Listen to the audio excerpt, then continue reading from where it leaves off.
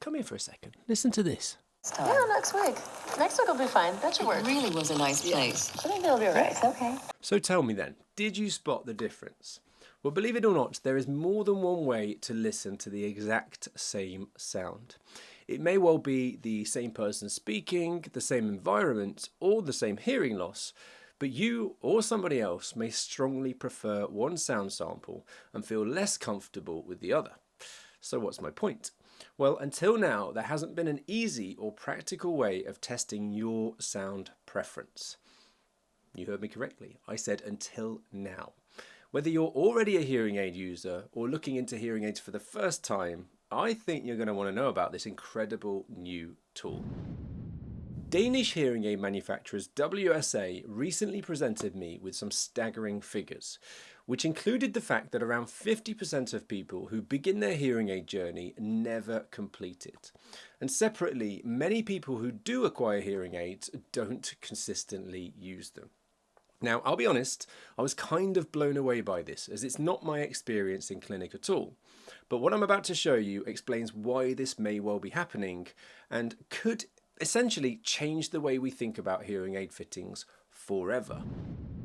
Now, there are occasions, not often, but nonetheless, there are indeed occasions when I fit a patient with a hearing aid, everything seems perfect, I've got my custom tips, relay measurements are done, I've adjusted the hearing aid so that they seem comfortable, the clarity seems great, the noise reduction is working well, and then the patient comes back for a follow-up appointment and I'm met with, Matthew, I don't like it. I can't tell you, it's like a knife through the heart. So you adjust, you tweak, you bring them back again and again and again, and it's still not right. At that point, I'm thinking, well, maybe, just maybe, I'm not cut out to be an audiologist and I'm not the audiologist that I used to be. But before I quit and look for another career, I switched tech to a different hearing aid manufacturer, applying exactly the same processes, exactly the same setup, and then all of a sudden, voila, the patient instantly gels with their brand new hearing aids.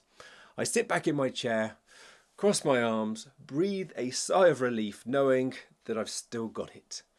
But that's a very long and frustrating journey for both of us. Well, WSA's research may well have thrown up reasons that this happens and how you can be triaged at the beginning of your hearing aid experience to point you in the right direction for the technology that you're likely to gel with the best. And plot twist, it isn't simply telling everybody to choose either Widex or Signia hearing aids. At the moment, fitting hearing aids is built around one core idea. If you focus your attention on matching the hearing loss to targets, then you'll get the right results. And for the most part, the foundation of setting up hearing aids is built around that. We're talking targets, algorithms, speech and noise scores, and whilst this is important, there's something missing. At least this is what WSA think. And I'm just about getting my head around it, which is the emotion of hearing. Let me explain. I am the biggest Rolling Stones fan. The moment they come on the radio, my ears prick up, I have a moment of excitement, my heart flutters a little bit, and you'll see those hips start shaking. My wife, on the other hand, not such a fan, and those hips are firmly in place. Yet it's the same music. Another example, if a dog barks and you're a dog person, you turn around to pet them. Yet someone who's had a negative experience with a dog may have the opposite reaction and be scared by that very same sound. Again, it's the same sound, but a completely different reaction. I could go on, but I think you catch my drift. Well, WSA are calling this phenomenon sound preference when it comes to hearing aid technology, and their early research suggests it may play a vital role in hearing aid satisfaction and preference. Not in terms of how they should be set up, but more in terms of which sound philosophies you may be more comfortable with, and which you may find harder to adapt to, even when they're well programmed. And this is all because the way a hearing aid processes sound can affect your emotional response to that sound and how you actually feel about it. It's incredible. Now, I'm not going to lie, I struggled to get my head around this at first because it's a very different way to think about audiology.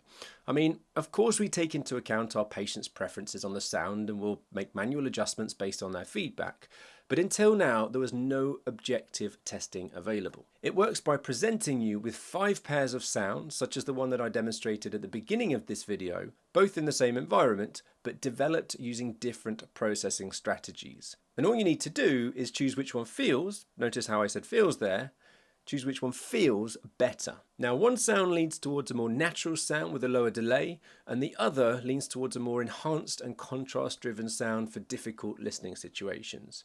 The test itself could not be more simple, and it takes no longer than 5 minutes. And at the end, this tool highlights something that we've never been able to record before. It captures your sound preference through those choices. And I'm also told that this tool is constantly evolving as WSA learn more from user feedback and as more clinical data comes in.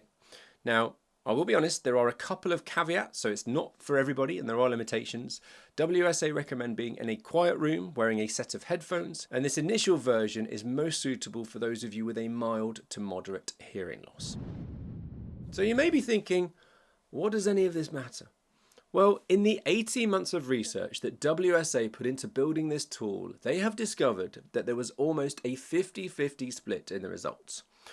But delving a little bit deeper, in the final white paper, they found that up to 40% of listeners showed a strong and consistent preference for one sound design over another. And the remarkable part, again, it split almost evenly both ways. So what does that mean for you as a hearing aid user? In reality, if you have a strong preference for one way of sound being processed and you're fitted with the wrong hearing aid, then it doesn't matter how good that hearing aid is or how well it's set up. There is a higher chance that you may well just struggle with it, even if it's technically excellent. Quite excitingly, in my opinion, it sounds like this is only the beginning now, with WSA continuing to advance the science of sound preference through ongoing clinical studies, university-led research, and collaborating with leading academics in audiology.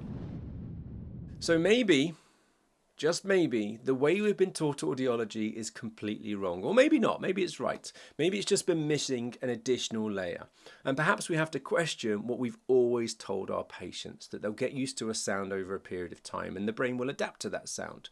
Which, yes, will, in my opinion, still be the case. But what if in some cases that information was wrong?